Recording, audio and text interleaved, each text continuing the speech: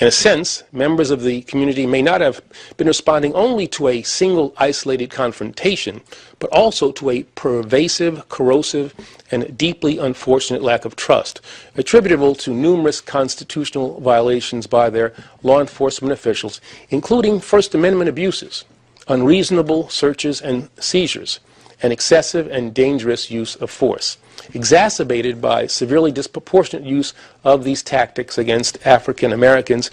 All right, folks, that's Holder talking about the Ferguson Police. Welcoming in now Harry Houck, retired NYPD Detective, first grade, president of Houck Consulting, and 25-year veteran of law enforcement. Harry, before we get to that part of it, and I know you have read the entire report.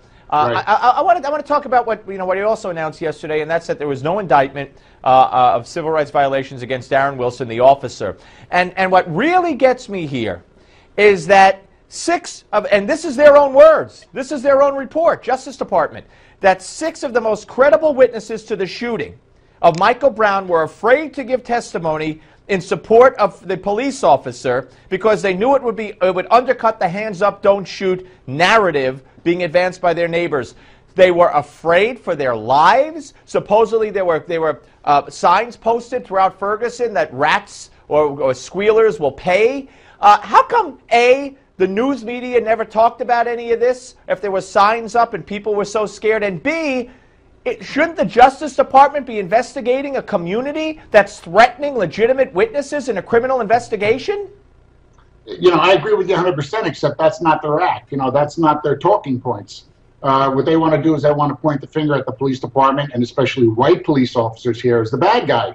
And as we can see in this report, it's not the police officers that are only the bad guy here, but I think it's slightly biased, this report itself. Well, talk about it. I mean, I'm always amazed by the, there's this expectation, not only in this case, but, oh, well, New York City is 18% black, and there's only, 13% black firefighters. Oh, that's not right. I mean, why do we expect that if there's 70% blacks in Ferguson, that only 70% of the black, only the blacks that'll be stopped will be 70%. So it's 80-something%. So what? I agree with you 100%. When there's a crime area where, and I was really looking for the statistics in Ferguson about the crime rate, and I know it's very high.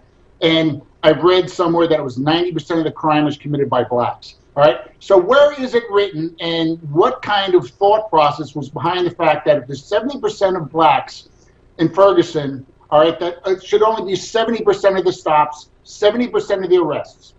What people don't understand is high crime areas are policed more.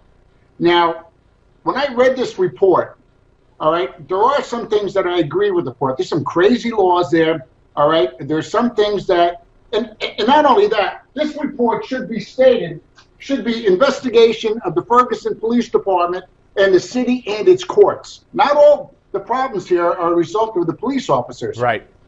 Police officers are used to generate revenue for the city, so they implement these crazy laws. One of them is like manner of walking, which is, I really still don't understand it, but apparently if you're walking down the middle of the street in Ferguson and you're told to get on the sidewalk and you don't, you can be arrested for it. That's really insane. And a stupid law like that, all right, was implemented by who? Politicians, all right, so they can create more revenue for the city. And that's one of the biggest problems here. Cops are being made the bad guys for the politicians. Right, right. Politicians can run out there and tell you how bad the cops are, but because the cops are being told, listen, you've got 50 summonses a month you've got to write, you've got to make 3 arrests, all right? And it's not about the safety of the city. It's about revenue. It's all about money. Yeah, and I agree with you. And you talk about also explaining cops have to learn to better articulate their reasons for suspicion when they make a stop. And there was this email that they said one police official wrote about Obama being black and keeping a job. Right. I mean, these things, if they're happening, the people held responsible should be punished. And if the city decided to arrest more people so they could feed their budget, not have to raise taxes, then the politicians who decided it should be held accountable. You're right. They said that, but that's not the police's decision. But Holder makes it sound like it is. Did you read about the courts and the way they do things in this city?